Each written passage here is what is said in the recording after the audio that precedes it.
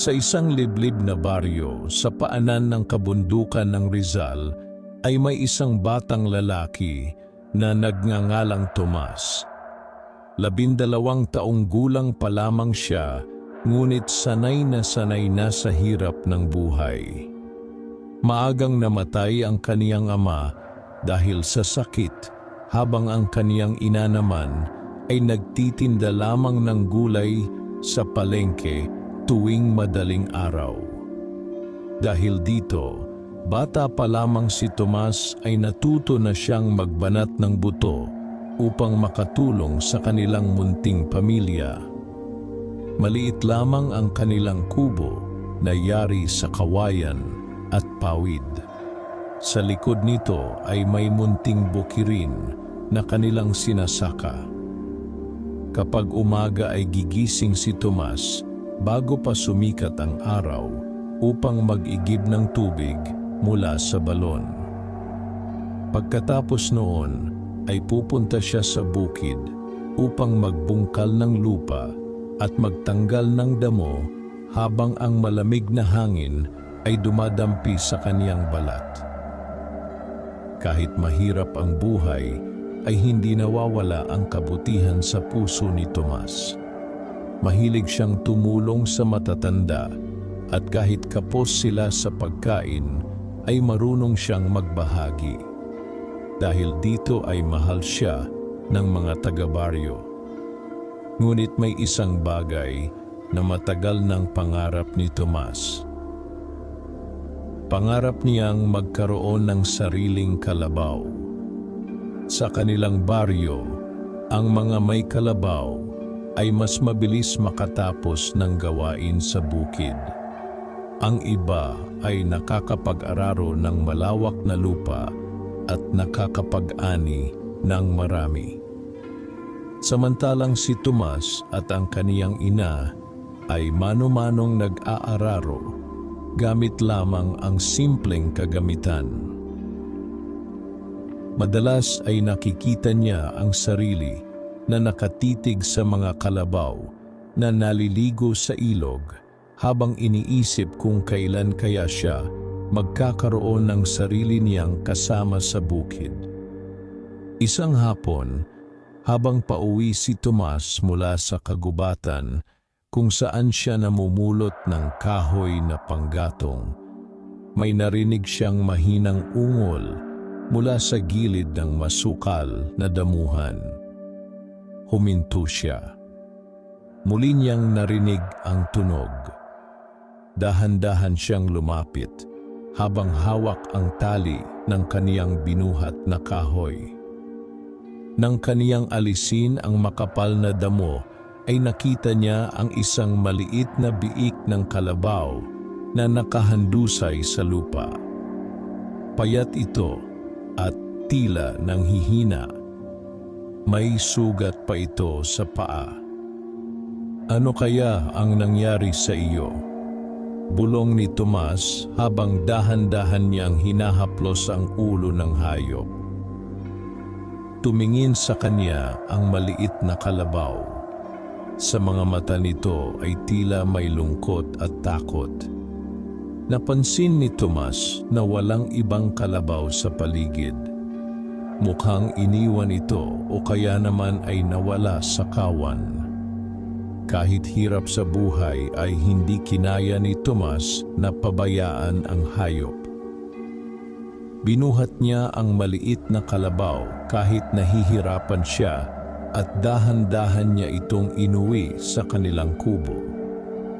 Pagdating niya roon ay agad siyang sinalubong ng kaniyang ina. "Anak, ano iyang dala mo?" Gulat nitong tanong. "Nakita ko po siya sa gubat. Sugatan po ang paa niya," sagot ni Tomas. Napabuntong hininga ang kaniyang ina. "Wala na nga tayong maayos na makain. Mag-aalaga pa tayo ng hayop." "Ma, kawawa naman po siya." Tahimik na napatingin ang ina ni Tomas sa maliit na kalabaw. Maya-maya ay ngumiti rin ito ng bahagya. "Sige na nga, pero aalagaan mo siya. Masayang-masaya si Tomas. Nilinis nila ang sugat ng munting kalabaw at pinakain ito ng damo at tubig. Ilang araw ding inalagaan ni Tomas ang hayop hanggang sa unti-unti itong lumakas. Lumipas ang mga linggo. Lumaki ng mabilis ang kalabaw. Napansin ni Tomas na napakatalino nito. Kapag tinatawag niya ay agad itong lumalapit. Marunong din itong sumunod sa simpleng utos. Isang gabi habang maliwanag ang buwan at tahimik ang buong baryo, hindi makatulog si Tomas dahil sa pag-aalala. Narinig kasi niyang may balak bumili ng kanilang lupa ang isang mayamang negosyante mula sa bayan. Kapag nangyari iyon ay mawawalan sila ng kabuhayan. Tahimik siyang nakaupo sa labas ng kubo habang pinagmamasdan ang buwan. Katabi niya ang kaniyang alagang kalabaw. Kung may sapat lang sana tayong pera, bulong ni Tomas, hindi sana kukunin ang lupa natin. Biglang gumalaw ang kalabaw. Tumingin ito kay Tomas. At hindi ko hahayaang mangyari iyon. Nanlaki ang mga mata ni Tomas. Mabilis siyang tumayo at napaatras. Nanginginig ang kaniyang mga kamay habang nakatitig sa kalabaw. Ikaw ba ang nagsalita? Tumango ang kalabaw. Oo. Halos mawalan ng hininga si Tomas sa sobrang gulat. Hindi siya makapaniwala sa kaniyang narinig. Napaupo siya sa lupa habang nakatitig sa hayop. Paanong nangyari iyon? Tahimik munang tumingin sa buwan ang kalabaw bago ito nagsalita muli. Hindi ako ordinaryong kalabaw. Lalong kinabahan si Tomas. Naalala niya ang mga kwento tungkol sa engkanto at mga nilalang na naninirahan sa kagubatan. Isa ka bang masamang espiritu? Nanginginig na tanong niya. Umiling ang kalabaw. Hindi. Ako ay isinumpang bantay ng kabundukan. Tahimik ang paligid habang unti-unting umiihip ang malamig na hangin. Hindi malaman ni Tomas kung matatakot ba siya o tatakbo. Ngunit sa kabila ng lahat, ay wala siyang maramdamang masama mula sa kalabaw. Sa halip ay tila may kabutihan sa tinig nito. Ano ang pangalan mo? Tanong ni Tomas. Apo Bakal ang tawag sa akin noon ng aking dating amo. Ngunit matagal na panahon na ang lumipas. Napakamot si Tomas sa ulo. Bakit ka nagsasalita? Dahil ikaw ang unang taong tumulong sa akin nang walang hinihinging kapalit. Napayuko si Tomas. Normal lang naman po iyon. Hindi para sa maraming tao, sagot ng kalabaw.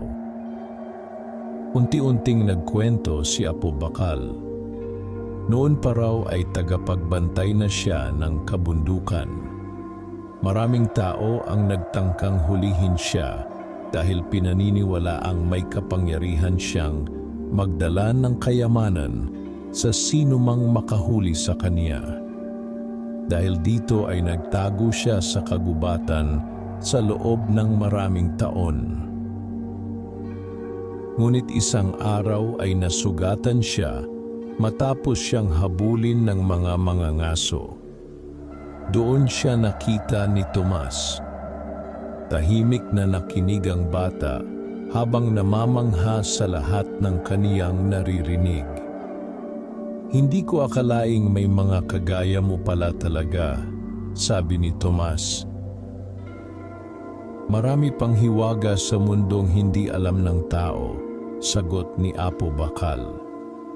Mula noon ay naging lihim nilang magkaibigan ang isa't isa.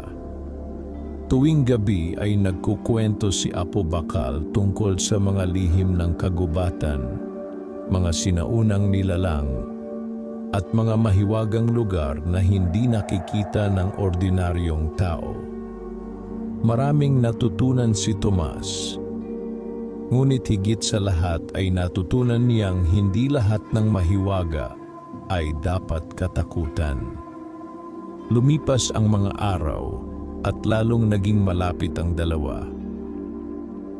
Ngunit habang tumatagal ay may mga taga-baryong nagsimulang magtaka. Napansin nilang tila naiintindihan ni Apo Bakal ang bawat salita ni Tomas. Minsan pa nga ay tila kusa itong kumikilos na parang tao. Isang hapon ay mayamang lalaki na nagngangalang Don Severino ang dumating sa baryo. Kilalang kilala siya bilang isang sakim na negosyante na mahilig mangangkin ng lupa. Habang dumaraan siya, malapit sa bahay ni na Tomas, ay nakita niya si Apo Bakal. Huminto siya. Nanlaki ang kaniyang mga mata. Napakalakas ng kalabaw na iyan, sabi niya habang nakangisi. Lumapit siya kay Tomas. Magkano mo ibebenta iyang alaga mo? Umiling agad si Tomas. Hindi po siya binebenta. Tumawa si Don Severino. Bata ka pa, hindi mo alam ang halaga ng ganiyang kalabaw. Hindi ko po siya ibebenta. Nawala ang ngiti sa mukha ng mayaman. Tiningnan niyang mabuti si Apo Bakal. At sa hindi maipaliwanag na dahilan, ay tila may kakaiba siyang naramdaman. Hindi ordinaryo ang hayop na ito, bulong niya sa sarili. Mula noon ay nagsimula niyang bantayan si Tomas at ang mahiwagang kalabaw. Habang si Tomas naman ay hindi alam na ang simpleng pagtulong niya sa sugatang hayop ay magdadala sa kaniya sa isang napakalaking hiwaga at panganib na magbabago sa kaniyang buhay magpakailanman. Mula nang malaman ni Tomas na nakapagsasalita si Apo Bakal, ay tila nagbago ang kaniyang mundo. Sa bawat gabi ay hindi na lamang simpleng kalabaw ang kaniyang nakikita, kundi isang nilalang na puno ng hiwaga at karunungan. Gayunman ay nanatiling lihim ang lahat. Ayaw ni Tomas na malaman ng ibang tao ang tungkol kay Apo Bakal dahil natatakot siyang baka kunin ito o saktan. Lalo na si Don Severino na ilang beses nang nagpabalik-balik sa kanilang baryo upang piliting bilhin ang kalabaw. Isang madaling araw, habang makapal pa ang hamog sa paligid, maagang ginising ni Apo Bakal si Tomas. Gumising ka, mahina nitong sabi. Napabangon agad si Tomas mula sa banig. Ano po iyon? Kailangan nating pumunta sa kagubatan. Napakunot noo si Tomas. Bakit? Tahimik kang sumunod. May mahalaga akong ipapakita sa iyo. Bagamat naguguluhan, ay agad ding naghanda si Tomas. Hindi niya alam kung bakit, ngunit ramdam niyang seryoso si Apo Bakal. Tahimik silang lumabas ng bahay upang hindi magising ang kaniyang ina. Malamig ang hangin habang naglalakad sila, patungo sa masukal na kagubatan. Tanging huni lamang ng mga ibon at tunog ng mga kuliglig ang maririnig sa paligid.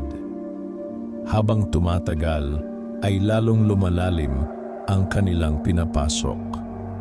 Hindi pa nakararating doon si Tomas kailanman. Matataas ang puno at makakapal ang ugat na tila ahas na nakahandusay sa lupa. May mga halamang hindi niya pa nakikita noon at may mga bahaging tila walang sinag ng araw. Hindi ba tayo maliligaw? Tanong ni Tomas. Hindi habang kasama mo ako, sagot ni Apo Bakal. Maya-maya pa ay nakarating sila sa isang malaking puno ng balete. Napakalawak nito. Halos 10 tao ang kakailanganing maghawak kamay upang mapalibutan ang katawan nito. Huminto si Apo Bakal sa harapan ng puno. May lihim sa lugar na ito, sabi niya. Napatingin si Tomas sa paligid. Tahimik ang kagubatan. Masyadong tahimik. Tila walang ibong nangangahas lumapit. Anong lihim? Hindi agad sumagot si Apo Bakal. Sa halip ay dahan-dahan itong lumapit sa ugat ng balete at itinukod ang paa nito sa lupa. Biglang umugong ang paligid. Nanlaki ang mga mata ni Tomas nang unti-unting bumukas ang lupa sa ilalim ng puno. Lumantad ang isang makitid na hagdanang bato pababa sa kailaliman. Napaatras si Tomas.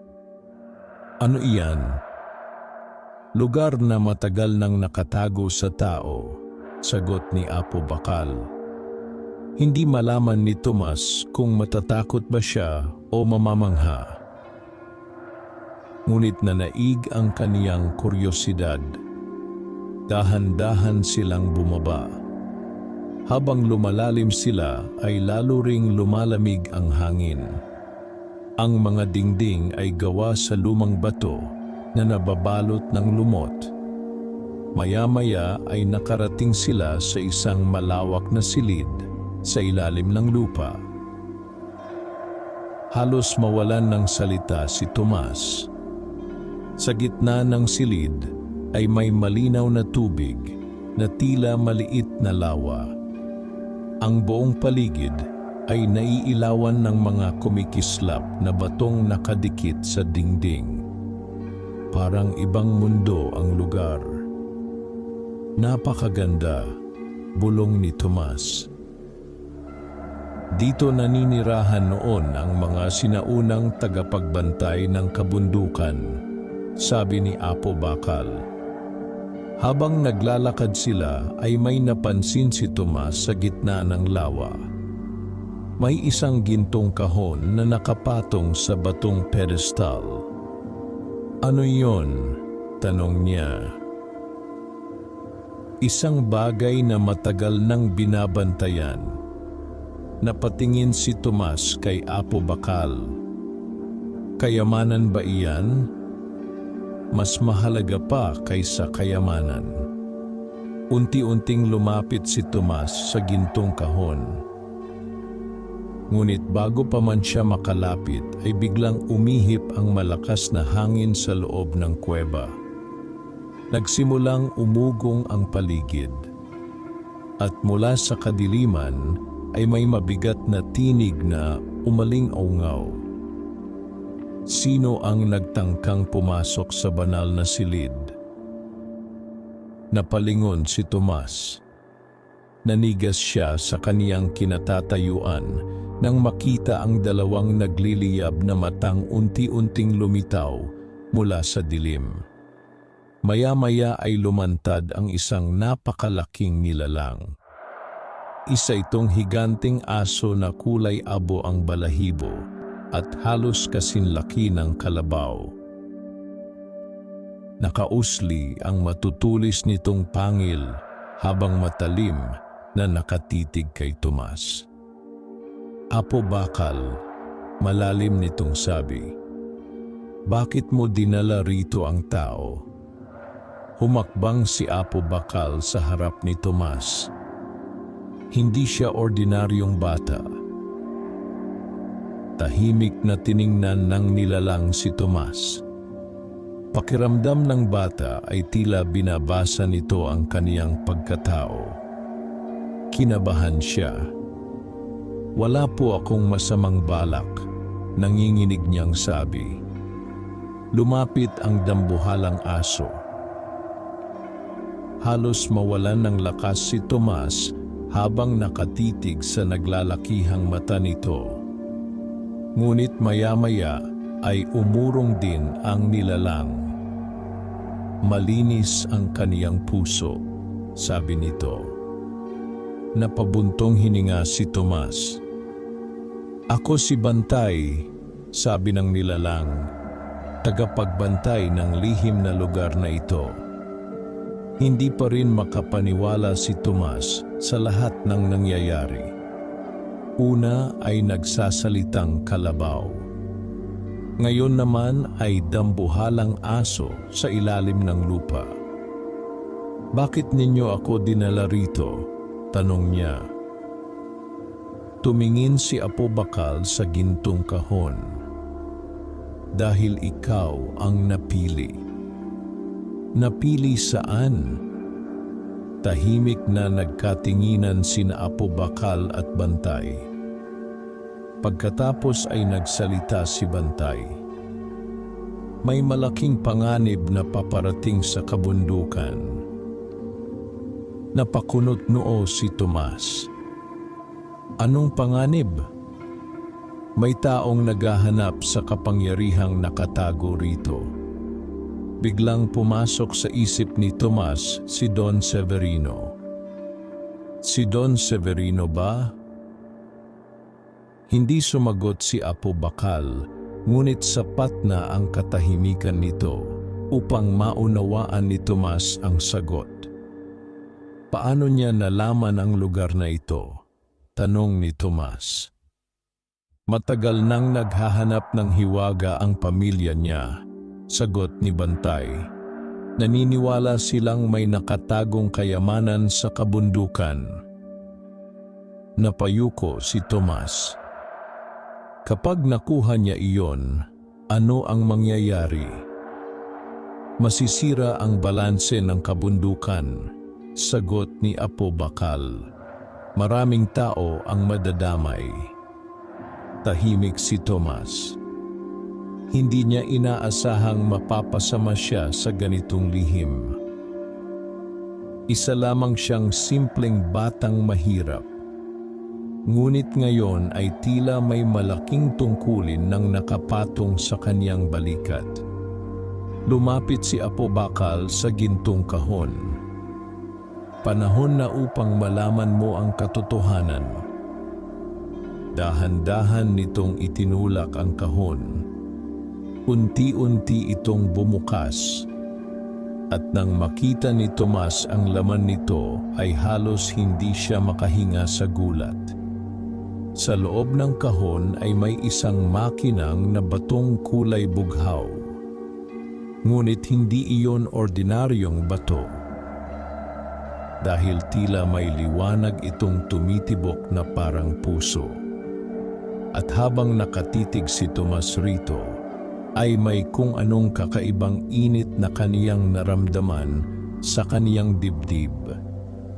Parang may bumubulong sa kaniyang isipan. Napaatras siya. "Ano ito?"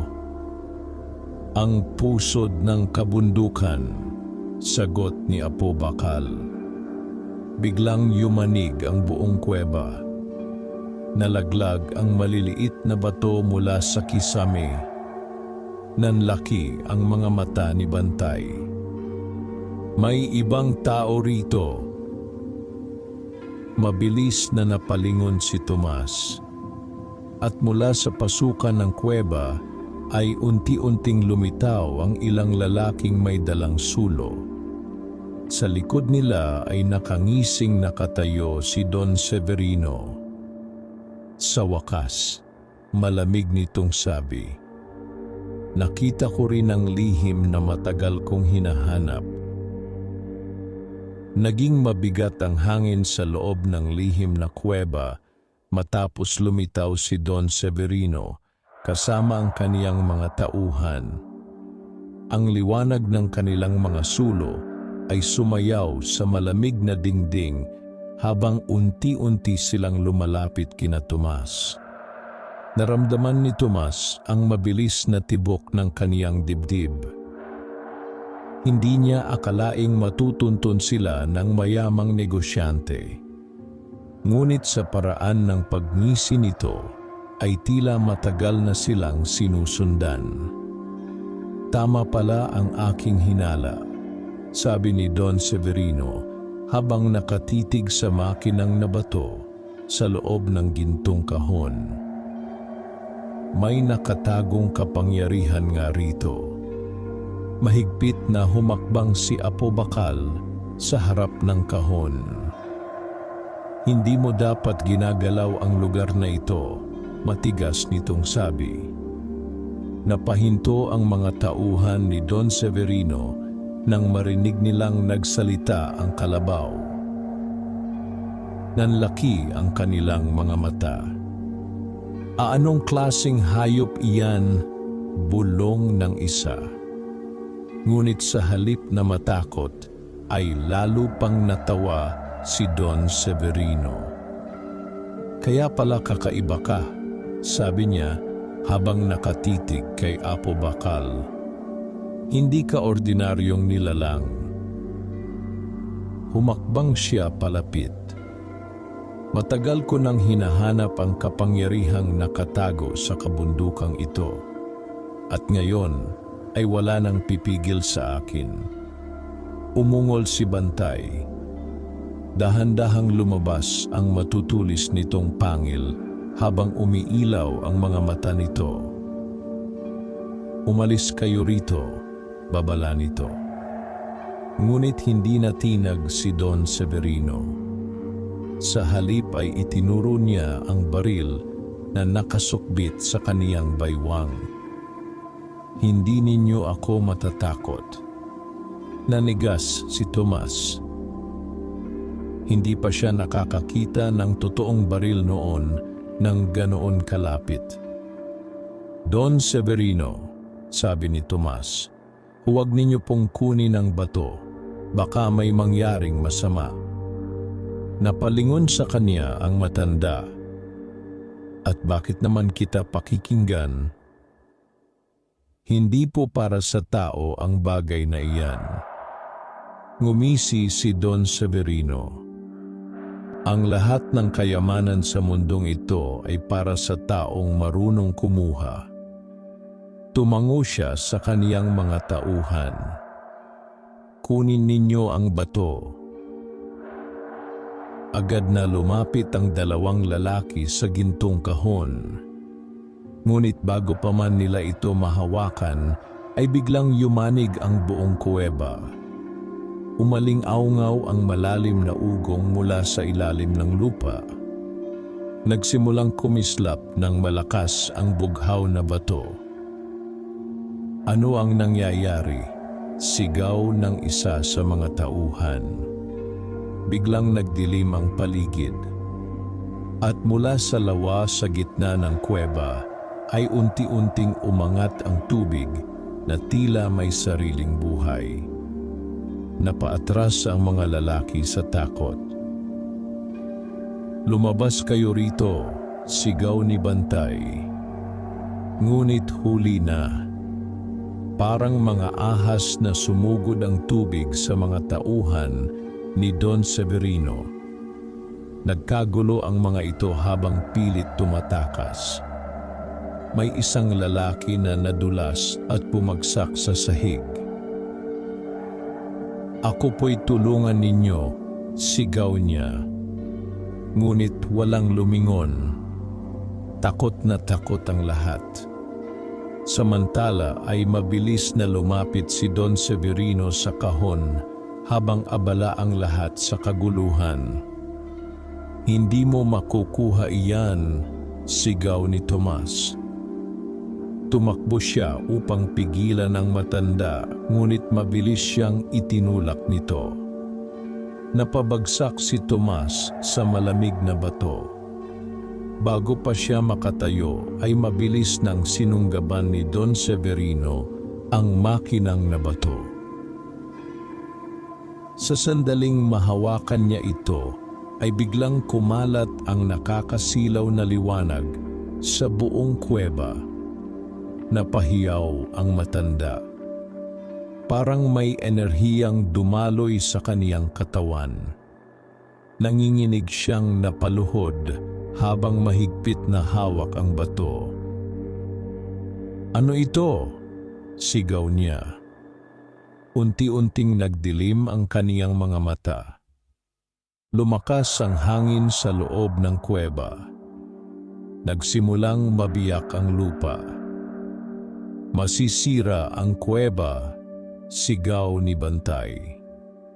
Mabilis na tumayo si Tomas. "Ano pong mangyayari?"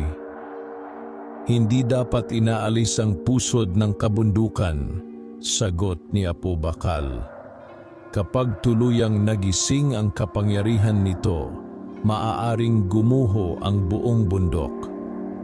Nanlaki ang mga mata ni Tomas. Sa labas ng kuweba ay narinig nila ang malalakas na pagyanig. May mga ibong nagliparan mula sa kagubatan habang ang mga puno ay marahas na yuyugyog. Samantala ay tila nababaliw na si Don Severino.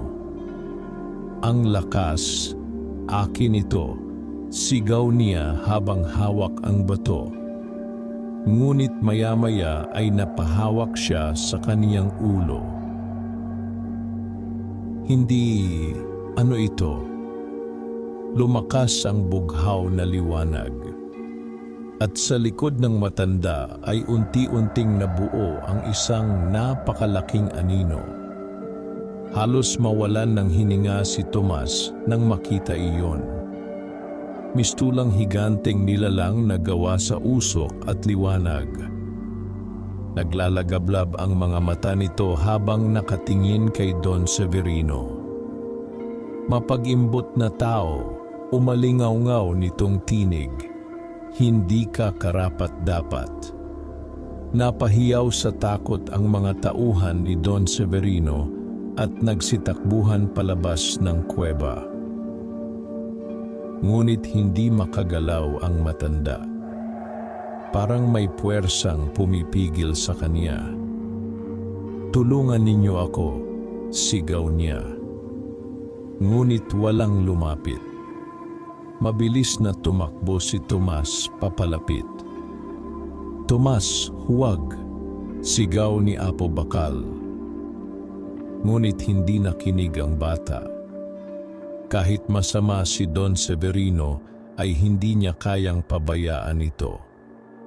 Paglapit niya ay agad niyang hinawakan ang kamay ng matanda. "Bitawan ninyo ang bato." Ayaw nitong bumitaw, sigaw ni Don Severino habang nanginginig. Naramdaman ni Tomas ang matinding init mula sa bato. Parang sinusunog ang kaniyang balat. Ngunit pilit niyang hinila ang kamay ng matanda. Unti-unting humina ang liwanag. Ngunit kasabay noon ay lalong lumakas ang pagyanig ng kuweba. May malaking tipak ng bato ang bumagsak mula sa kisame. "Mabilis!" sigaw ni Bantay. Sa wakas ay nabitawan rin ni Don Severino ang makinang na bato. Mabilis itong sinalo ni Tomas bago pa tuluyang mahulog sa tubig. Sa sandaling mahawakan niya ito, ay biglang nawala ang malakas na hangin. Unti-unting humina ang pagyanig. at ang higanting anino ay dahan-dahang naglaho. Tahimik na bumagsak si Don Severino sa sahig habang hinihingal. Namumutla ang kaniyang mukha. Parang biglang tumanda ng ilang taon ang kaniyang hitsura. Mahigpit namang hawak ni Tomas ang bughaw na bato. Hindi niya maintindihan kung bakit, ngunit pakiramdam niya ay parang may mainit na enerhiyang dumadaloy sa kaniyang katawan. Tumingin sa kaniya si Apo Bakal. At sa unang pagkakataon ay nakita ni Tomas ang matinding pag-aalala sa mga mata nito. Hindi dapat ikaw ang humawak niyan, mahina nitong sabi. Napakunot noo si Tomas. Bakit po? Hindi agad sumagot si Apo Bakal. Ngunit bago pa ito makapagsalita, ay biglang lumiwanag ang bughaw na bato sa kamay ni Tomas. At sa kaniyang isipan ay may kakaibang tinig na kaniyang narinig. Natagpuan ka na ng kabundukan. Nanlaki ang mga mata ni Tomas. Dahil kasabay ng tinig na iyon ay may mga larawang biglang pumasok sa kaniyang isip. Mga larawang hindi niya maintindihan. Mga lumang digmaan. Mga nilalang na gawa sa anino. At isang batang lalaki na kamukhang-kamukha niya na nakatayo sa tuktok ng bundok habang hawak ang parehong bughaw na bato. Hindi makagalaw si Tomas matapos niyang makita ang mga kakaibang larawang pumasok sa kaniyang isipan. Pakiramdam niya ay tila may malamig na kamay na humawak sa kaniyang ulo habang sunod-sunod na lumilitaw ang mga tagpong hindi niya maunawaan. May mga mandirigmang nakasuot ng sinaunang kasuotan. May mga nilalang na tila gawa sa usok at anino. At sa gitna ng lahat ay isang batang lalaki na hawak ang bughaw na bato. Batang kamukhang-kamukha niya. Biglang napaatras si Tomas habang hawak ang kaniyang ulo. Ano? Ano iyon? Hingal niyang tanong. Mabilis na lumapit si Apo Bakal. Tomas, unti-unting nawala ang liwanag ng bato, ngunit nanatiling mabigat ang pakiramdam ng bata. May nakita po ako, nanginginig niyang sabi. Parang mga alaala. Tahimik na nagkatinginan sina Apo Bakal at Bantay. Parang may matagal na silang kinatatakutang mangyari. Samantala ay pilit namang tumatayo si Don Severino mula sa pagkakahandusay sa sahig. Nanginginig pa ang kaniyang katawan at namumutla ang mukha. Ano? Ano kayong mga nilalang? Bulong niya. Hindi siya pinansin ni Apo Bakal. Sa halip ay tumingin ito kay Tomas. Kailangan na nating umalis dito. Pero si Don Severino, hindi na mahalaga iyon ngayon, matigas nitong sabi. Nagtaka si Tomas dahil ngayon lamang niya nakita si Apo Bakal na ganoon kaseryoso. Biglang muling yumanig ang kuweba. May malalaking batong nahulog mula sa kisame. Mabilis! Sigaw ni Bantay. Agad na tumakbo sina Tomas at Apo Bakal palabas ng lihim na silid habang sumusunod si Bantay sa likuran. Sa likod nila ay pilit ding tumatayo si Don Severino. Hintayin ninyo ako, sigaw nito. Ngunit mabilis nang gumuho ang bahagi ng kuweba sa pagitan nila. na puno ng alikabok ang paligid. Tulong, huling sigaw ng matanda bago tuluyang natabunan ng bumagsak na bato ang daanan. Nanlaki ang mga mata ni Tomas. Don Severino. Pipigilan sana siya ni Apo Bakal, ngunit pilit na bumalik si Tomas sa gumuho na bahagi. Baka buhay pa siya. Ngunit paglapit nila ay wala nang makita kundi malalaking bato. Tahimik na napayuko si Tomas. Kahit masama ang matanda, ay hindi niya pa rin ginustong mangyari iyon. Wala na tayong magagawa, sabi ni Bantay. Mabigat ang loob na tumango si Tomas. Mabilis silang umakyat palabas ng lihim na lagusan. Pagdating nila sa ibabaw, ay agad silang sinalubong ng malamig na hangin ng kagubatan. Ngunit kakaiba ang paligid. Malalakas ang pag-ihip ng hangin. Nagkakagulo ang mga ibon. At tila may mabigat na presensyang bumabalot sa buong kabundukan. Mahigpit pa ring hawak ni Tomas ang bughaw na bato. Ano po ba talaga ito? Tanong niya habang nakatitig rito. Huminga ng malalim si Apo Bakal. Ang pusod ng kabundukan ay hindi simpleng bato, sabi nito. Ito ang pinagmumulan ng balanse ng kabundukan. Balanse? Noong unang panahon, dagdag ni Bantay, may mga nilalang na gustong sakupin ang mundong ito gamit ang kapangyarihan ng kadiliman. Tahimik na nakinig si Tomas. Maraming tao noon ang namatay, patuloy ni Bantay. Hanggang sa may isang tagapagbantay na gumamit ng kapangyarihan ng bato upang ikulong ang mga nilalang na iyon sa kailaliman ng bundok. Napatingin si Tomas sa bughaw na bato. Ibig sabihin, may nakakulong pa rin doon. Tumango si Apo Bakal. At kapag napunta sa maling tao ang bato, maaaring makalaya ang mga iyon. Napayuko si Tomas. Naalala niya ang anyo ng higanting anino sa kuweba. Pero bakit po may nakita akong batang kamukha ko? Tahimik si Apo Bakal. Sandaling tumingin ito sa malayong kabundukan bago nagsalita. Dahil maaaring konektado ka sa dating tagapagbantay. Nanlaki ang mga mata ni Tomas.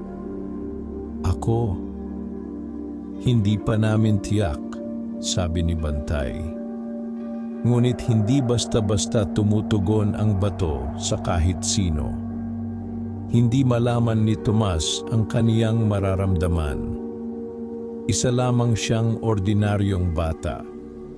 Lumaki siyang mahirap at simpleng magsasaka lamang. Ngunit ngayon ay tila may malaking lihim na nakakabit sa kaniyang pagkatao. Habang naglalakad sila pauwi ay napansin ni Tomas na tila mas tahimik kaysa dati ang kagubatan. Parang may mga matang nagmamasid mula sa dilim. At tama nga ang kaniyang pakiramdam.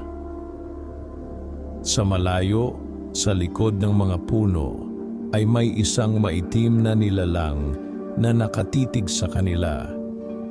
Naglalagablab ang mapupula nitong mata habang unti-unti itong ngumisi. Pagdating nila sa kubo, ay nag-aalalang sinalubong sila ng ina ni Tomas.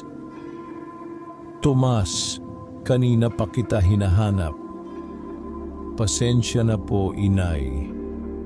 Napansin ng babae ang pagod at takot sa mukha ng anak. Ano ang nangyari? Magsasalita sana si Tomas, ngunit mabilis siyang pinigilan ni Apo Bakal sa pamamagitan ng tingin. Wala po, inay. Nawala lang po kami sa gubat. Hindi kumbinsido ang kaniyang ina, ngunit hindi na rin ito nagtanong. Nang gabing iyon ay hindi makatulog si Tomas. Nakaupo siya sa labas ng kubo habang hawak ang bughaw na bato na ngayoy nakabalot sa tela. Tahimik na tumabi sa kaniya si Apo Bakal. "Takot ka ba?" tanong nito. Matagal munang hindi sumagot si Tomas. "Opo, normal lang iyon. Totoo po bang may masamang nilalang na nakakulong sa bundok?" "Oo. At ako raw po ang konektado sa tagapagbantay?" Tila ganoon nga. Napayuko si Tomas. "Hindi ko kaya iyon." Tahimik na tumingin si Apo Bakal sa buwan. Ang tunay na lakas ay hindi nasusukat sa tapang makipaglaban, sabi nito, kundi sa kakayahang piliing gumawa ng tama kahit natatakot. Tahimik na napaisip si Tomas. Biglang umihip ang malamig na hangin. Kasabay noon ay may naamoy si Apo Bakal. Mabilis itong tumayo. Naningkit ang mga mata nito habang nakatingin sa dilim ng kagubatan. "Ano po iyon?" tanong ni Tomas. Hindi agad sumagot si Apo Bakal. Maya-maya ay lumitaw si Bantay mula sa likod ng mga puno. Hingal ito at tila balisa. "Apo Bakal," sabi nito, "may problema." "Ano iyon?" "May gumagala sa baryo." Napakunot noo si Tomas. "Sino?" Tahimik na tumingin si Bantay sa kanya. At hindi na siya tao. Mabigat ang katahimikan matapos sabihin ni Bantay na may gumagalang hindi na tao sa kanilang baryo. Tanging tunog lamang ng hangin at huni ng kuliglig ang maririnig sa paligid habang unti-unting bumilis ang tibok ng dibdib ni Tomas. "Ano pong ibig ninyong sabihin?" mahina niyang tanong. Tumingin si Bantay sa madilim na kagubatan bago ito nagsalita. "May nilalang na nakapasok sa baryo matapos magising ang kapangyarihan ng pusod ng kabundukan." Nanlamig ang pakiramdam ni Tomas. "Isa ba iyon sa mga nakakulong sa bundok?" "Hindi pa ganap," sagot ni Apo Bakal. "Ngunit maaaring may bahagi ng kadiliman na nakawala." Napahigpit ang hawak ni Tomas sa telang bumabalot sa bughaw na bato.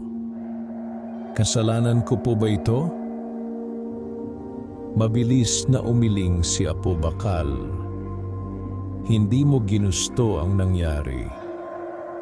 Pero kung hindi ko hinawakan ang bato, mas malala ang maaaring nangyari kung si Don Severino ang tuluyang nag-angkin nito." Tahimik na yumuko si Tomas. Hindi pa rin maalis sa isip niya ang mga pangyayari sa kuweba. At lalo siyang kinabahan nang maalala niyang hindi nila nakita kung ano talaga ang nangyari kay Don Severino matapos ang pagguho. "Anong klase pong nilalang ang gumagala?" tanong niya. Huminga ng malalim si Bantay. Tinatawag silang mga anino. Napakunot noo si Tomas. Noong unang panahon, patuloy ni Bantay, Sila ang mga nilalang na nilamon ng kapangyarihan ng kadiliman. Hindi na sila tunay na tao, ngunit hindi rin ganap na halimaw. Delikado po ba sila? Oo. Kapag lumakas sila, kaya nilang kontrolin ang isip ng tao. Napalunok si Tomas. Biglang may narinig silang sigaw mula sa gitna ng baryo. Agad na napatayo si Tomas. Parang may nangyari. Hindi na siya nakapaghintay pa at mabilis na tumakbo patungo sa baryo. Sumunod agad sina Apo Bakal at Bantay. Habang papalapit sila ay nakita nilang nagkakagulo ang mga tao sa labas ng bahay ni Mang Tino, ang matandang magsasaka sa kabilang dulo ng baryo. May mga babaeng umiiyak habang ang ilang lalaki naman ay may hawak na sulo. Ano pong nangyari? Hingal na tanong ni Tomas pagdating niya. Lumapit sa kaniya ang kapitbahay nilang si Aling Rosa. Si Mang Tino nanginginig nitong sabi. Bigla na lang siyang nagwala. Nanlaki ang mga mata ni Tomas. Mula sa loob ng bahay ay narinig nila ang malalakas na kalabog at galit na sigaw. Huwag ninyo akong lalapitan. Maya-maya ay biglang bumukas ang pinto. Napaatras ang mga tao. Lumabas si Mang Tino, ngunit halos hindi na ito makilala ni Tomas. Namumula ang mga mata nito. Namimilipit ang mga ugat sa leeg. At tila may maitim na usok na gumagalaw sa paligid ng kaniyang katawan. Anino, bulong ni Bantay. Nagsimulang magtakbuhan ang mga tao sa takot. Halimaw, sigaw ng isa. Huminga ng malalim si Mang Tino habang galit na nakatingin sa lahat. Huwag ninyo akong pigilan. Sigaw nito sa mabigat na tinig na tila hindi na kaniya. Mabilis na lumapit si Tomas. Mang Tino! Tomas, huwag! Sigaw ni Apo Bakal. Ngunit hindi tumigil ang bata. Kilalang mabait si Mang Tino sa baryo. Madalas pa siyang bigyan nito ng prutas noon kapag walang pagkain ang kanilang pamilya. Ayaw niyang paniwala ang halimaw na ito. Mang Tino, ako po ito, sigaw ni Tomas. Saglit na natigilan ang matanda. Unti-unti itong napatingin kay Tomas. Sa isang sandali ay tila bumalik ang normal nitong mukha. Tomas, mahina nitong sabi. Ngunit biglang nagdilim muli ang mga mata nito. Lumayo ka! Sigaw nito habang hawak ang ulo. Biglang sumigaw si Bantay. May kumokontrol sa kanya. Sa likod ng bahay ay may mabilis na aninong gumalaw.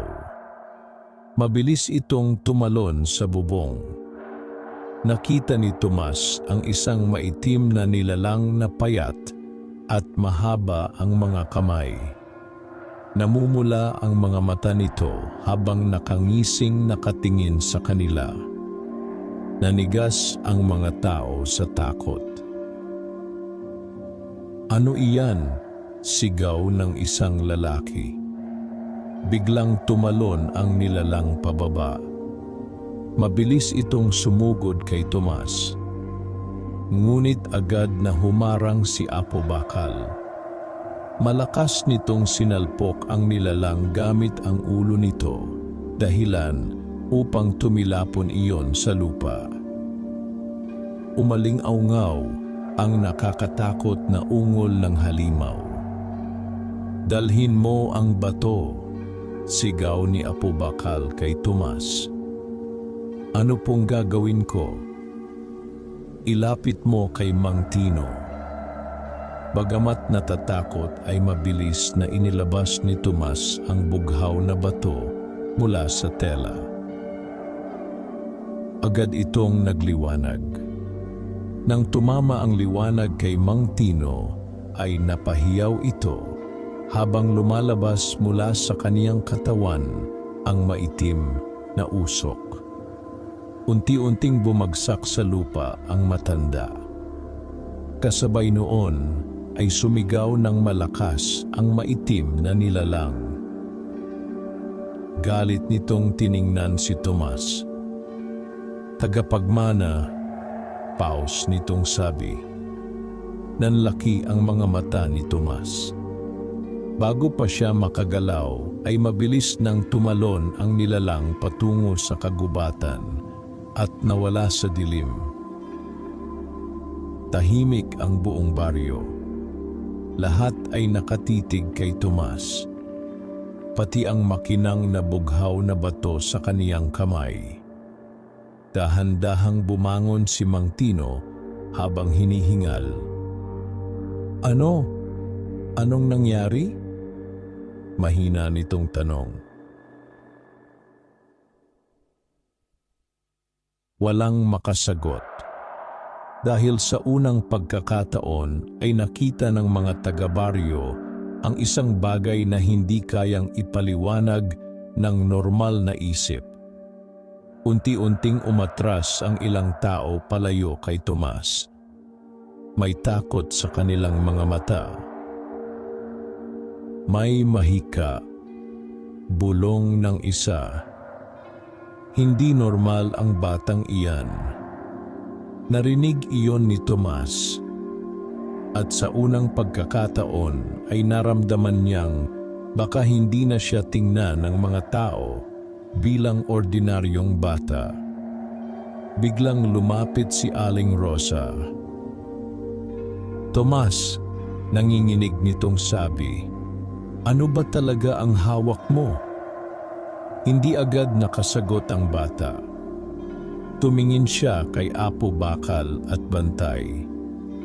Ngunit bago pa sila makapagsalita, ay may malakas na boses na umalingaw-ngaw mula sa likuran ng mga tao. Alam ko kung ano iyan. Naghiwalay ang mga tao habang unti-unting lumalapit ang isang matandang babae na balot ng maitim na saya. May hawak itong baston na yari sa kahoy at puting-puti ang buhok nito. Nanlaki ang mga mata ni Apo Bakal.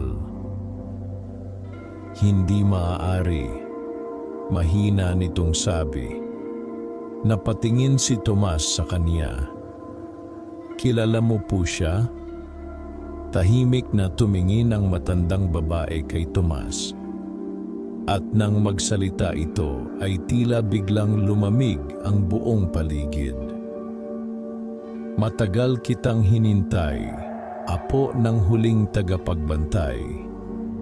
Natahimik ang buong baryo matapos magsalita ang matandang babae. Maging ang malamig na hangin ay tila tumigil habang lahat ay nakatitig sa kanya. Hindi maintindihan ni Tomas ang kaniyang narinig. Aapo ng tagapagbantay, ulit niya. Dahan-dahang lumapit ang matandang babae habang hawak ang kaniyang baston. Ang mga mata nito ay tila maraming lihim na matagal nang nakatago. Kilala ko ang batong hawak mo, sabi nito habang nakatitig sa pusod ng kabundukan. At kilala ko rin ang dugong dumadaloy sa iyong katawan. Napatingin si Tomas kina Apo Bakal at Bantay. Pareho silang tahimik. At doon niya lalong naramdaman na may malaking katotohanang matagal nang inililihim sa kanya. Sino po kayo? Tanong niya. Ako si Lola Sagria, sagot ng matanda. Noon pa man ay ako na ang tagapag-ingat ng mga lihim ng kabundukan. Nagbulungan ang mga tao sa baryo. May ilan sa matatanda ang tila nakilala ang pangalan. Siya pala ang matandang nakatira malapit sa talon, bulong ng isa. Akala ko kwento lang siya. Tahimik namang nakatitig si Tomas kay Lola Sagria. Bakit ninyo ako tinawag na apo ng tagapagbantay? Huminga ng malalim ang matanda. Dahil ang tunay mong ama ay hindi ordinaryong tao. Nanlaki ang mga mata ni Tomas. Pakiramdam niya ay biglang bumigat ang kaniyang dibdib. Ano pong ibig ninyong sabihin? Bago pa makasagot si Lola Sagria, ay mabilis na lumapit ang ina ni Tomas mula sa gitna ng mga tao. Tama na, sigaw nito. Nagulat si Tomas. Ngayon lamang niya nakita ang kaniyang ina na ganoon kagalit. Wala nang dapat pag-usapan tungkol diyan, matigas nitong sabi habang hawak si Tomas sa balikat. Tahimik na tumingin si Lola Sagria sa ina ng bata. Hanggang kailan mo itatago ang katotohanan? Namutla ang muka ng babae. Pinangako ko iyon. At ngayon ay nagising na muli ang kabundukan. Tahimik ang paligid. Naguguluhan si Tomas habang palipat-lipat ang tingin sa kanilang dalawa. Inay, mahina niyang sabi. Ano po bang nangyayari? Napapikit ang kaniyang ina. Maya-maya ay dahan-dahan itong tumingin sa kanya. May lungkot sa mga mata nito. May mga bagay akong itinago sa iyo upang maprotektahan ka. Nanginginig nitong sabi. Anong bagay po? Hindi agad nakasagot ang babae. Ngunit si Lola Sagria ang nagsalita. Ang ama mo ang huling tagapagbantay ng pusod ng kabundukan. Halos mawalan ng hininga si Tomas. Ang tatay ko? Tumango si Lola Sagria. Maraming taon na ang nakalipas. May mga nilalang na nagtangkang palayain ang kadilimang nakakulong sa bundok. Isa ang ama mo sa mga lumaban upang pigilan iyon. Tahimik na nakikinig ang mga tao sa baryo. Pati si Tomas ay hindi malaman kung ano ang mararamdaman. Pero sabi ni Inay, ordinaryong magsasaka lang si tatay. Napayuko ang kaniyang ina. Iyon ang gusto naming paniwalaan mo. Bakit? Dahil delikado ang maging tagapagbantay, sagot ni Lola Sagria. Maraming namatay dahil sa kapangyarihang iyon. Napahawak si Tomas sa bughaw na bato. Naalala niya ang mga larawang nakita niya sa kuweba. At ako po, mahina niyang tanong. Ano ang koneksyon ko rito? Tumingin sa kanya si Lola Sagria. Pinili ka ng bato, pero ayoko po. Tahimik na napabuntong hininga si Apo Bakal. Hindi pinipili ng tadhana kung handa ka na, sabi nito. Biglang may malakas na hangin na umihip sa baryo. Namatay ang ilang sulo. Kasabay noon ay narinig nila ang kakaibang ungol mula sa kagubatan. Mabilis na naningkit ang mga mata ni Bantay. Dumarami sila. Kinabahan ang mga tao. Ano na naman iyon? Sigaw ng isa. Unti-unting lumitaw mula sa dilim ng kagubatan ang ilang maitim na nilalang. Mas marami sila kaysa kanina. Namumula ang kanilang mga mata habang dahan-dahan silang naglalakad palabas ng kagubatan. Napaatras ang mga tao sa takot. Mga anino, bulong ni Lola Sagria. Mahigpit na hinawakan ng ina ni Tomas ang kaniyang anak. Huwag kang lalayo sa akin. Ngunit hindi maalis ni Tomas ang tingin sa mga nilalang. Sa gitna ng mga ito ay may isang mataas na aninong nakasuot ng maitim na balabal. Hindi makita ang mukha nito, ngunit ramdam ang mabigat nitong presensya. Huminto ito sa harapan ng baryo.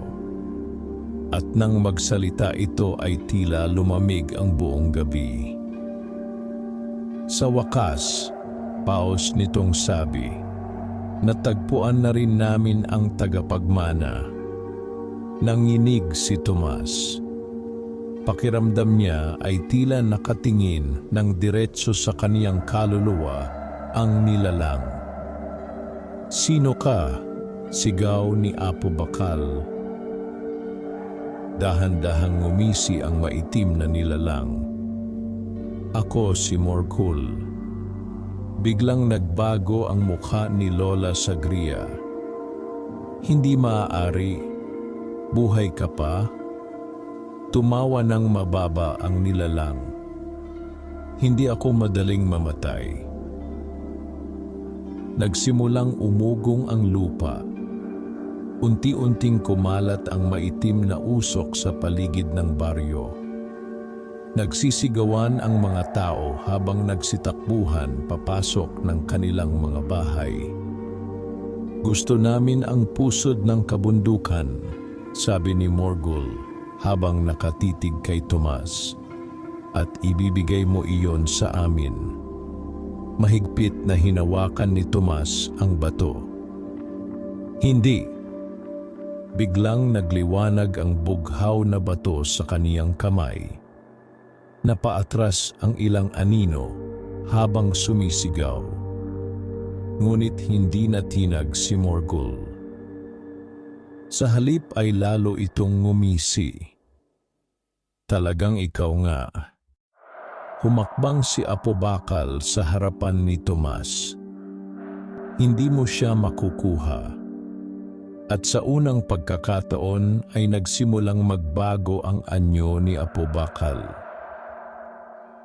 Unti-unting lumiwanag ang mga marka sa katawan nito. Lumaki ang kaniyang pangangatawan. At mula sa noo nito ay lumitaw ang dalawang makinang na sungay na tila yaris pilak. Nanlaki ang mga mata ng lahat. Hindi na ito mukhang ordinaryong kalabaw, kundi isang sinaunang nilalang na puno ng kapangyarihan. Hindi ako uurong hanggat buhay pa ako, matigas nitong sabi. Tahimik na tumawa si Morgul. At iyon ang dahilan kung bakit unti-unti kayong naubos noon. Biglang itinaas ng nilalang ang kaniyang kamay. Kasabay noon ay mabilis na sumugod ang mga anino patungo sa baryo. Nagsigawan ang mga tao sa baryo nang sumugod ang mga anino mula sa kagubatan. Ang iba ay nagtakbuhan papasok ng kanilang mga bahay habang ang ilan na may nanginginig na napaluhod sa takot. Mabilis na humarang si Apo Bakal sa gitna ng daan. Naglalagablab ang pilak nitong mga sungay habang ang mga mata nito ay nagliliwanag na tila apoy sa gabi. Huwag kayong lalapit, sigaw nito.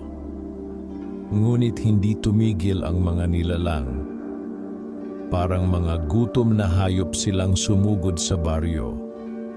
Biglang tumalon si Bantay at sinalpok ang unang anino.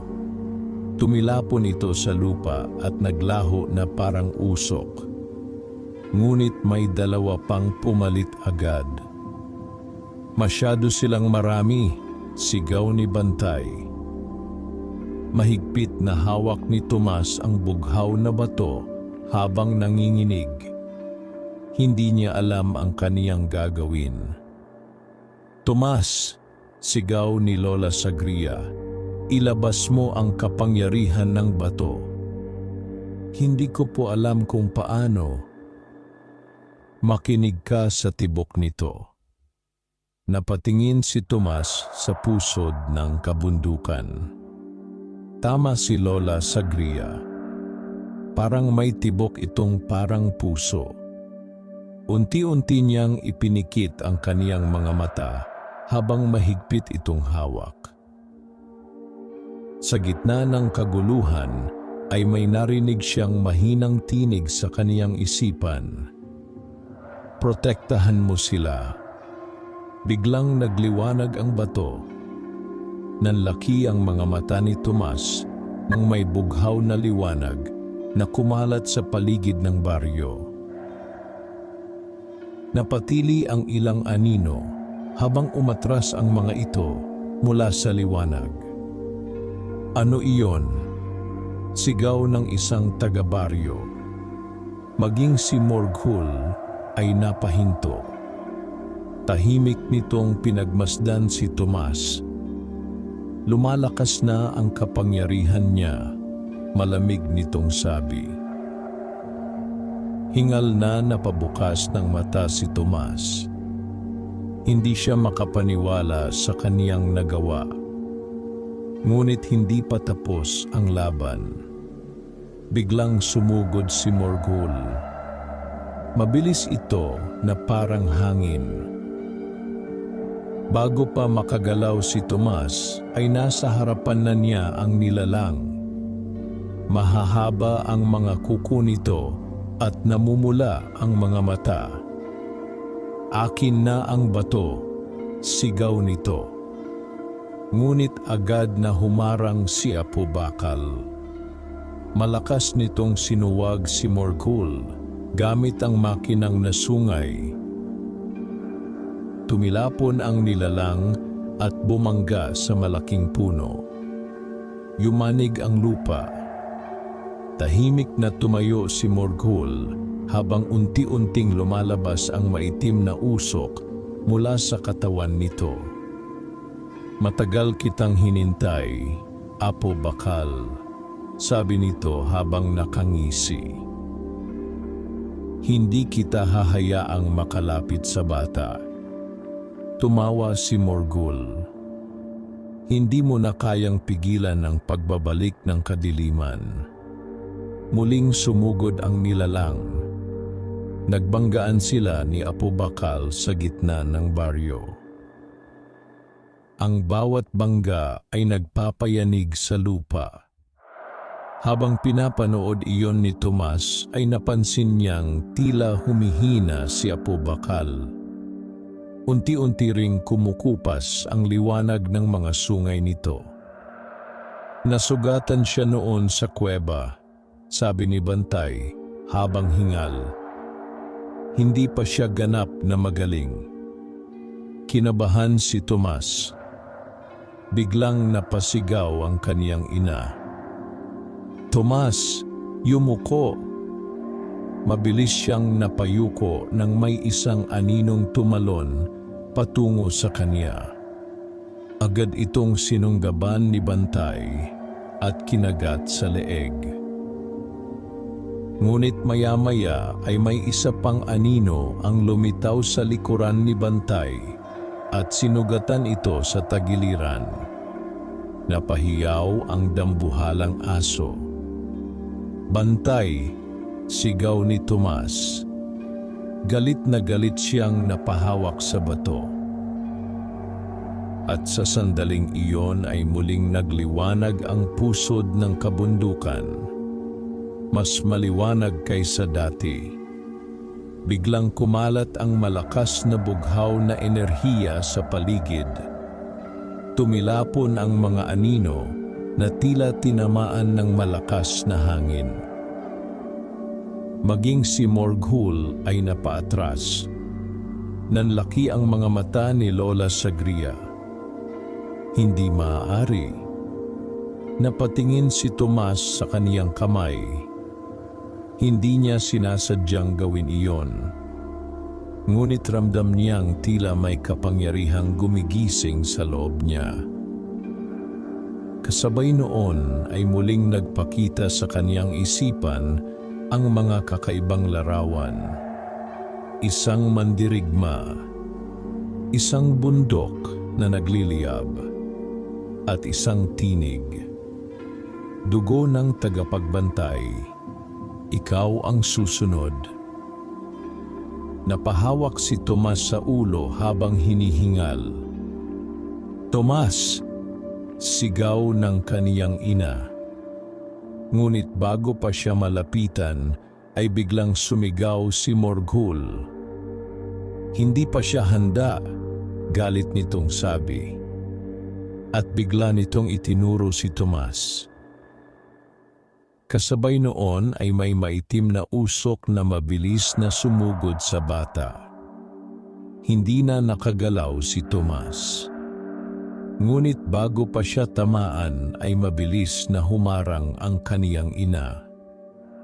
Inay, tinamaan ng maitim na usok ang babae. Napahiyaw ito habang bumagsak sa lupa. Nanlaki ang mga mata ni Tomas. Mabilis siyang lumuhod sa tabi ng kaniyang ina.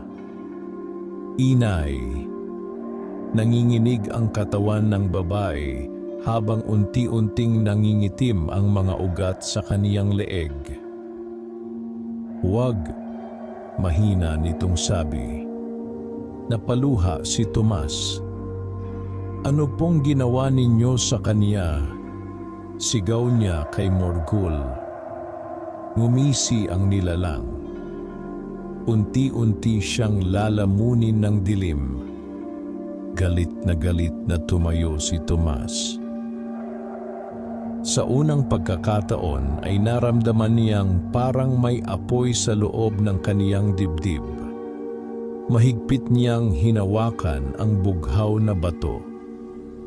At hindi kita mapapatawad. Biglang sumabog ang matinding liwanag mula sa kaniyang katawan. Napaatras ang lahat. Maging si Apo Bakal ay napatingin sa kanya. Unti-unting nagliwanag ang mga mata ni Tomas ng kulay bughaw. Habang umiihip ang malakas na hangin sa paligid, ay tila may kakaibang enerhiyang gumagalaw sa buong baryo. Tahimik na napangiti si Morgul. Sa wakas, bulong nito. Nagising na rin ang kapangyarihan ng tagapagmana. Patuloy na umiihip ang malakas na hangin sa buong baryo habang nagliliwanag ang katawan ni Tomas. Ang bughaw na enerhiya mula sa pusod ng kabundukan ay tila buhay na umiikot sa paligid niya. Takot at pagtataka ang makikita sa mukha ng mga tao. Maging si Tomas ay hindi maintindihan ang nangyayari sa kanya.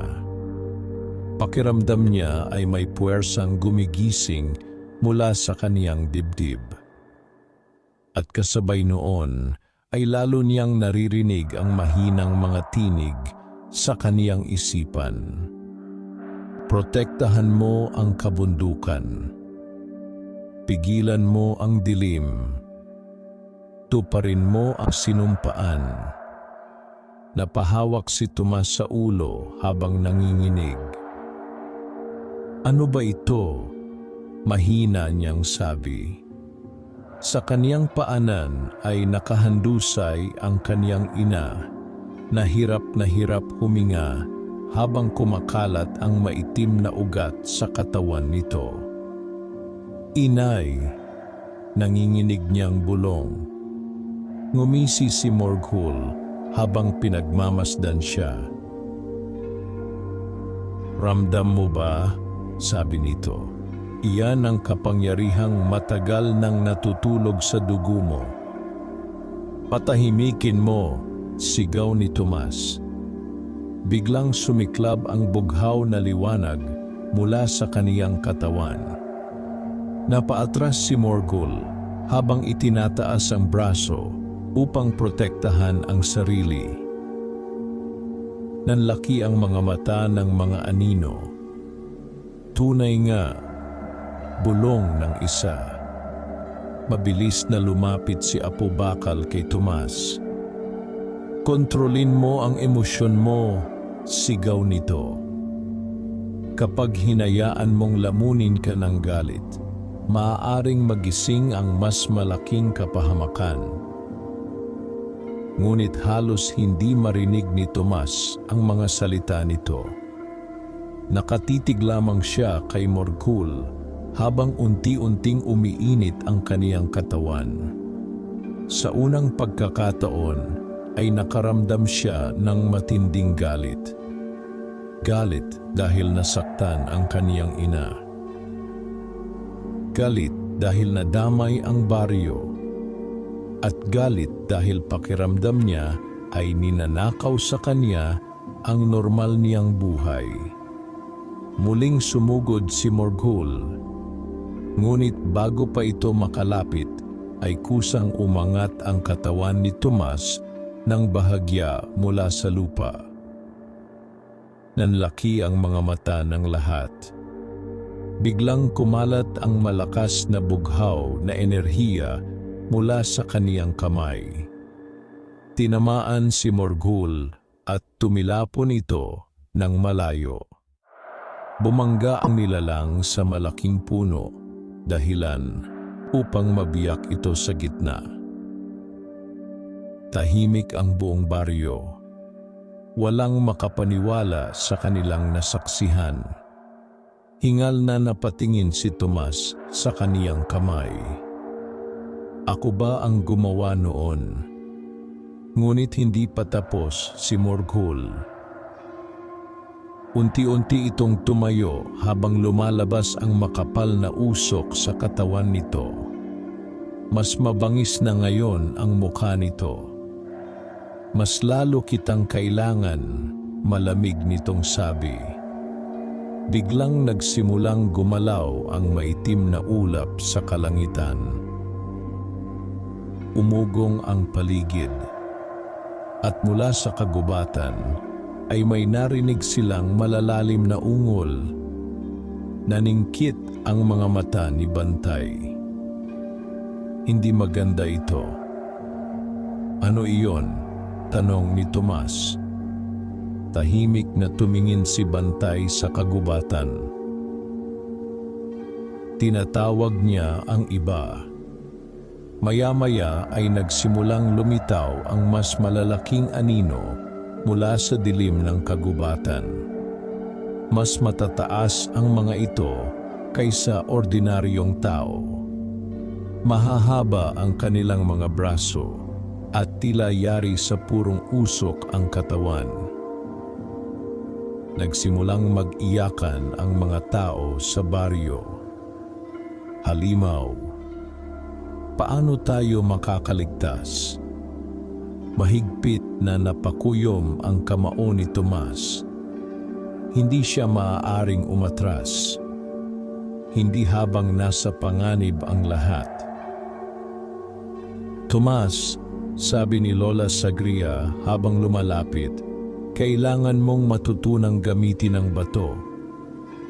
"Hindi ko po alam kung paano." "Makinig ka sa puso mo." Napapikit si Tomas. Sa gitna ng takot at ingay ay pilit niyang pinakalma ang sarili. Unti-unti niyang naramdaman ang tibok ng bato. Kasabay noon ay may mga alaala na namang lumitaw sa kaniyang isip. Isang lalaking nakasuot ng lumang kasuotan. May hawak itong parehong bughaw na bato habang nakikipaglaban sa mga nilalang ng dilim. At nang lumingon ang lalaki ay nakita ni Tomas ang mukha nito. Nanlaki ang kaniyang mga mata dahil iyon ang kaniyang ama. Tatay, mahina niyang bulong. Ngumiti ang lalaki sa pangitain. At huwag kang matatakot. Biglang naglaho ang pangitain. Ngunit naiwan sa dibdib ni Tomas ang kakaibang init. Unti-unti niyang itinaas ang pusod ng kabundukan.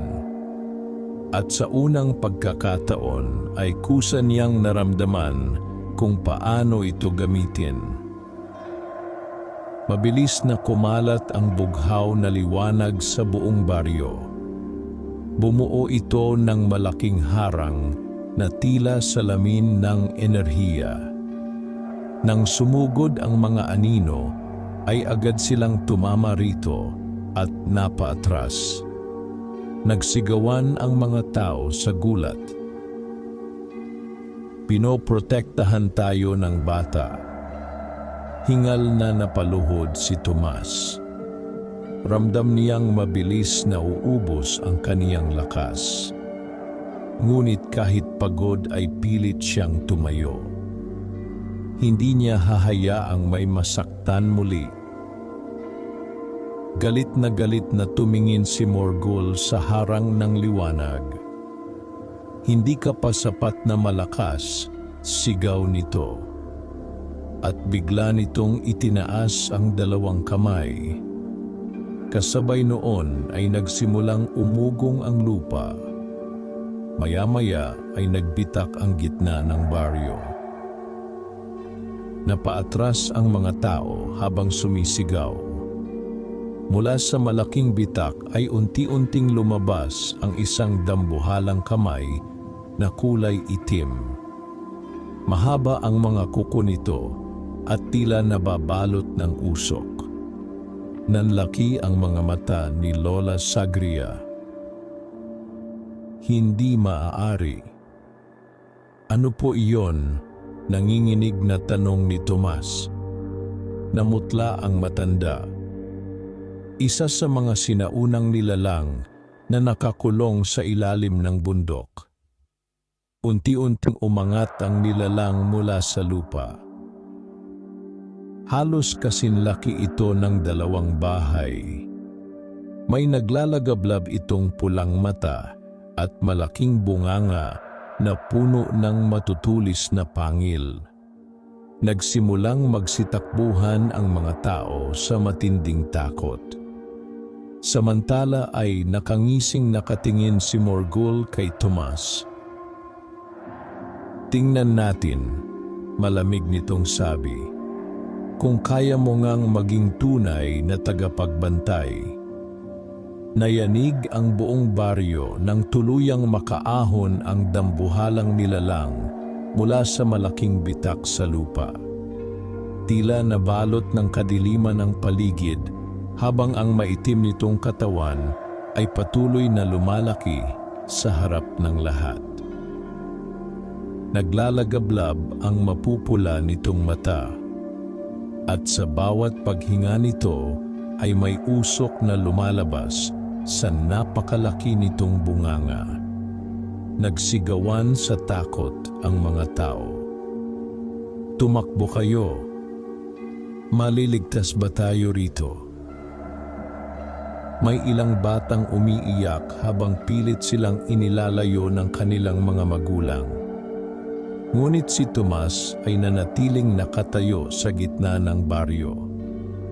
Kahit nanginginig ang kaniyang katawan ay pilit niyang hinaharap ang halimaw. Pakiramdam niya ay unti-unting bumibigat ang hangin. Tomas! Sigaw ni Apo Bakal. Huwag kang pababayaan ng takot. Napahigpit ang hawak ng bata sa pusod ng kabundukan. Ano po ba ang nilalang na iyan? Huminga ng malalim si Lola Sagria. Isa siyang gulamin. napakunot noo si Tomas. Noong unang panahon, patuloy ng matanda, sila ang mga tagasira ng mga baryo at kabundukan. Isa sila sa pinakamalalakas na nilalang ng kadiliman. Nanlaki ang mga mata ni Tomas habang nakatitig sa dambuhalang halimaw. Unti-unting humakbang ang gulamin palabas ng bitak. Sa bawat hakbang nito ay yayanig ang lupa. Nang bumuka ang bibig nito, ay umugong ang napakalakas nitong sigaw sa buong baryo. Napahawak sa tainga ang mga tao. Maging si Tomas ay napaatras sa lakas ng tunog. Ngunit nakangisi lamang si Morgul. Iyan pa lamang ang simula, sabi nito. Galit na tumingin si Apobakal sa kaniya. Baliw ka kapag tuluyang nakawala ang mga nilalang na iyan, pati ikaw ay mamamatay. Ngumisi si Morgul.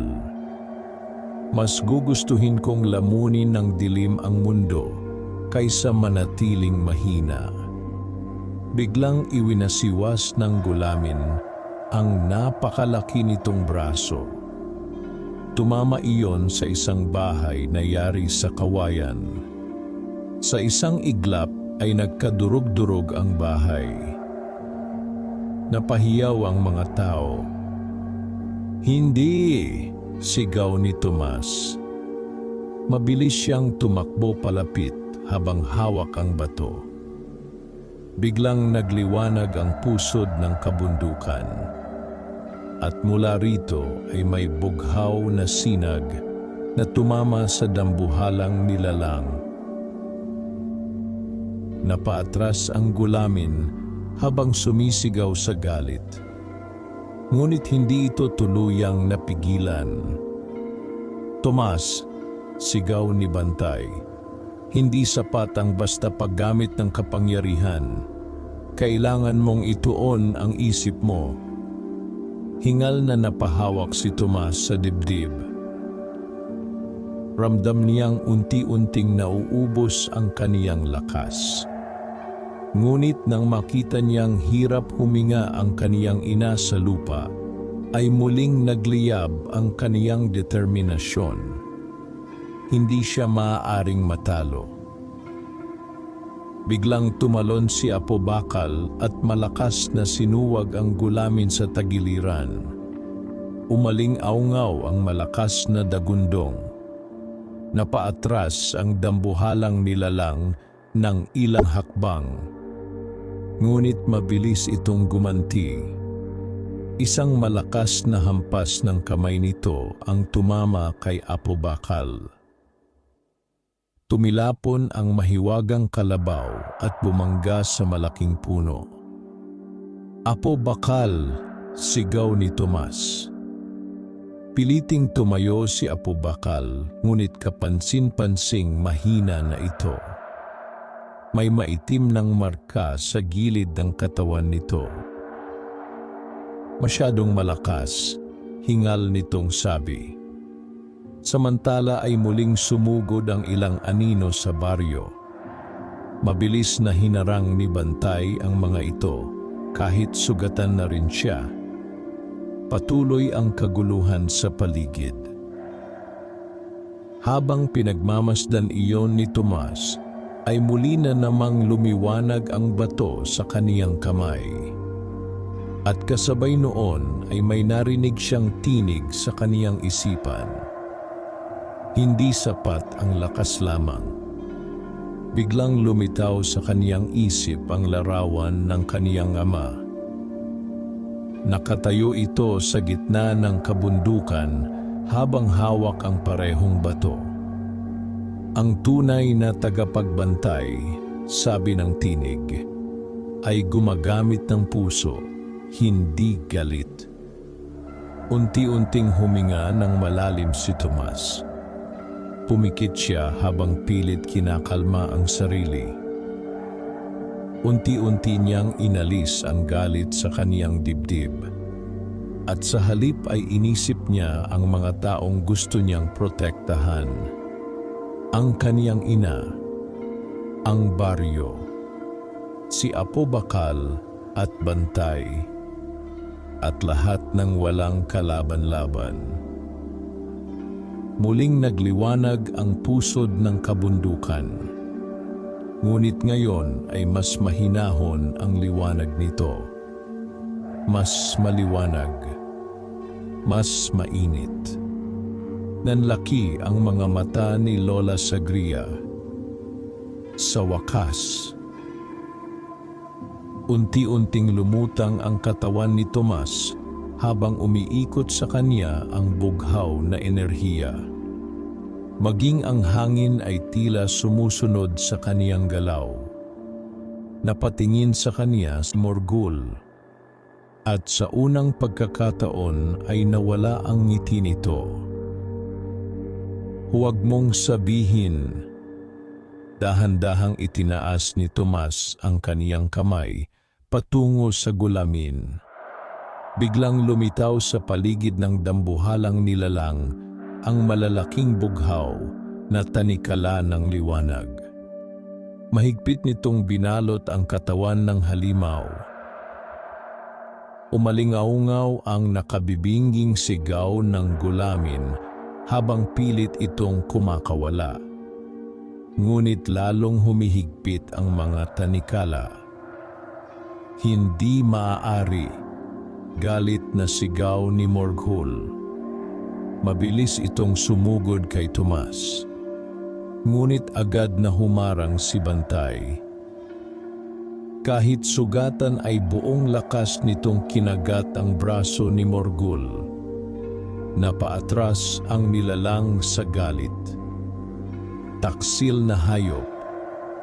Bigla nitong hinampas si Bantay gamit ang maitim nitong kapangyarihan. Tumilapon ang dambuhalang aso at bumagsak malapit kay Tomas. Bantay! Sigaw ng bata. Hingal na napatingin si Bantay sa kaniya. Tapusin mo na, mahina nitong sabi. Napaluha si Tomas. At sa sandaling iyon ay tuluyan niyang inilabas ang buong liwanag ng pusod ng kabundukan. Nasilaw ang buong baryo. At mula sa kalangitan ay may malaking sinag ng bughaw na liwanag na bumagsak diretso sa gulamin. Napahiyaw ang halimaw habang unti-unti itong hinihila pabalik sa malaking bitak sa lupa. Galit na sumigaw si Morgul. Hindi, ngunit huli na. Kasabay ng malakas na pagyanig ng lupa, ay tuluyang nalunod sa liwanag ang dambuhalang nilalang. At sa isang iglap ay nawala ito sa ilalim ng bundok. Unti-unting nagsara ang malaking bitak sa lupa. Naging tahimik ang buong baryo. Tanging hingal lamang ng mga tao ang maririnig. Mabagal na bumaba si Tomas sa lupa habang hawak pa rin ang bughaw na bato. Ngunit kapansin-pansing nang hihina na siya. Habang nakatitig siya kay Morgul, ay nakita niyang hindi na ito nakangisi. Sa halip ay tila may galit at takot sa mga mata nito. At ngayon, malamig nitong sabi, mas lalo kang naging panganib. Tahimik ang buong baryo matapos magsara ang malaking bitak sa lupa. Ang dating maingay na gabi ay napalitan ng mabibigat na paghinga at takot na hindi pa tuluyang nawawala sa puso ng mga tao. Unti-unting humupa ang maitim na ulap sa kalangitan. Ngunit ang mga bakas ng labanan ay malinaw pa ring makikita sa paligid. May mga wasak na bahay, may mga punong nabuwal, at may mga taong nakatulala pa rin dahil hindi nila lubos maisip ang kanilang nasaksihan. Sa gitna ng baryo ay nakatayo si Tomas habang hawak ang pusod ng kabundukan. Ngunit halos hindi na siya makatayo. Pakiramdam niya ay nauubos ang lahat ng kaniyang lakas. Unti-unting nanlabo ang kaniyang paningin. "Tomas!" sigaw ng kaniyang ina. Bago pa siya bumagsak ay mabilis siyang nasalo ni Apo Bakal. Mahina nang muli ang liwanag sa katawan ng mahiwagang kalabaw. Ngunit nananatili pa rin ang bakas ng sinaunang kapangyarihan nito. "Pagod na pagod siya," sabi ni Lola Sagria habang lumalapit. Dahan-dahang binuhat ni Apo Bakal si Tomas patungo sa ilalim ng malaking puno sa gitna ng baryo. Tahimik na nagsimulang magsilapitan ang mga tao. Kanina lamang ay takot silang lahat kay Tomas. Ngunit ngayon ay iba na ang kanilang tingin. Hindi na takot, kundi paghanga at pasasalamat. "Siya ang nagligtas sa atin," mahina na sabi ng isang matanda. "Kung wala siya, baka wala na ang baryo." Unti-unting lumapit si Mang Tino kay Tomas kahit mahina pa rin ito matapos maapektuhan ng anino. "Maraming salamat, bata," nanginginig nitong sabi. Napangiti ng bahagya si Tomas kahit pagod. "Okay lang po kayo?" Tumango ang matanda habang napapaluha. "Dahil sa iyo." Habang tahimik ang mga tao ay nakatayo naman sa di kalayuan si Morgul. Galit itong nakatitig kay Tomas. Ngunit ngayon ay tila mas maingat na ito. Alam nitong hindi na simpleng bata ang kaharap niya. "Tapos na ito," sabi ni Apo Bakal habang humaharang kay Tomas. Ngumisi ng bahagya si Morgul. "Hindi pa." Biglang nagsimulang gumalaw ang maitim na usok sa paligid ng katawan nito. "Ngayon ko lamang natiyak," malamig nitong sabi habang nakatitig kay Tomas, "na ikaw nga ang tunay na tagapagmana." Mahigpit na napahawak si Tomas sa bato. "Ano ba talaga ang gusto ninyo?" Unti-unting lumiwanag ang mapupulang mata ni Morgul. Buksan ang kailaliman ng bundok. Nanlamig ang paligid. May mas malalim pang kapangyarihang nakakulong doon, patuloy nito. At ang dugo ng tagapagbantay lamang ang makapagpapalaya rito. Nanlaki ang mga mata ni Tomas. "Kaya ninyo ako hinahanap?" Tumango si Morgul. "Kapag nagising ang tunay na kapangyarihan sa loob mo, magbubukas ang pintuan ng kailaliman." Galit na tumingin si Lola Sagria sa nilalang. "Kaya ka pinigilan noon ng ama niya?" Biglang tumahimik si Tomas. "Tatay ko?" Ngumisi si Morgul. "Napakalakas ng iyong ama." Tahimik na nakinig si Tomas habang unti-unting bumibigat ang kaniyang dibdib. "Siya ang sumira sa aming hukbo. Maraming taon na ang nakalipas," patuloy ni Morgul. Ngunit bago siya namatay, ay naitago niya ang pusod ng kabundukan. Napayuko si Tomas. Ngayon lamang niya muling narinig ang tungkol sa kaniyang ama mula sa iba. At dahil hindi namin siya natalo noon, sabi ni Morgul, ikaw naman ang aming kukunin ngayon. Mabilis na humakbang si Apo Bakal sa harap ni Tomas. Hindi namin hahayaang mangyari iyon. Tahimik na tumawa si Morgul. At paano ninyo ako pipigilan? Kasabay noon ay nagsimulang umikot ang maitim na usok sa paligid nito. Unti-unti itong naglaho na parang anino sa hangin. Ngunit bago tuluyang mawala ay muli itong nagsalita. Magkikita tayong muli, tagapagmana. At sa isang iglap ay tuluyan itong naglaho sa dilim.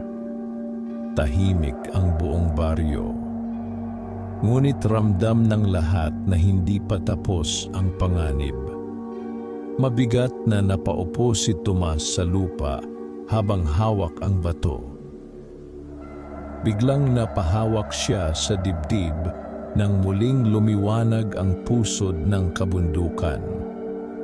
At sa unang pagkakataon ay malinaw niyang narinig ang tinig mula rito. Malapit nang magising ang kailaliman. Nanlaki ang mga mata ni Tomas. Ano iyon? Ngunit mabilis ding nawala ang tinig. Tahimik na lumapit si Lola Sagria. Kailangan mo nang magsanay. Napatingin sa kaniya si Tomas. Paano po? Kung nais mong protektahan ang baryo at ang pamilya mo, sabi ng matanda, kailangan mong matutunang kontrolin ang buong kapangyarihan ng bato. Napatingin si Tomas kay Apo Bakal at Bantay. Sugatan silang pareho, ngunit nakangiti pa rin sa kaniya. Pagkatapos ay tumingin siya sa kaniyang ina. Mahina pa rin ito ngunit ligtas na. At sa sandaling iyon ay naunawaan ni Tomas na hindi na siya maaaring bumalik sa dati niyang buhay. Hindi na siya simpleng batang magsasaka lamang. Unti-unti siyang tumayo habang mahigpit na hawak ang pusod ng kabundukan. Kahit may takot pa rin sa kaniyang puso, ay pinilit niyang maging matatag. Ano man ang mangyari, matatag niyang sabi, ipoprotekta ko ang baryo. Napangiti si Apo Bakal. Iyan ang tunay na tagapagbantay. Unti-unting sumikat ang araw sa likod ng kabundukan. At habang tinatamaan ng unang liwanag ng umaga ang baryo, ay tahimik na nakatingin si Tomas sa malayong bundok. Hindi niya alam kung gaano kalaki ang panganib na naghihintay sa kanya. Ngunit isang bagay ang sigurado. Hindi niya hahayaang manaig ang kadiliman. Habang umiihip ang malamig na hangin, ay dahan-dahang lumiwanag ang bughaw na bato sa kaniyang kamay. At sa kailaliman ng bundok na matagal nang natutulog sa dilim, ay may dalawang mapupulang matang unti-unting nagbukas.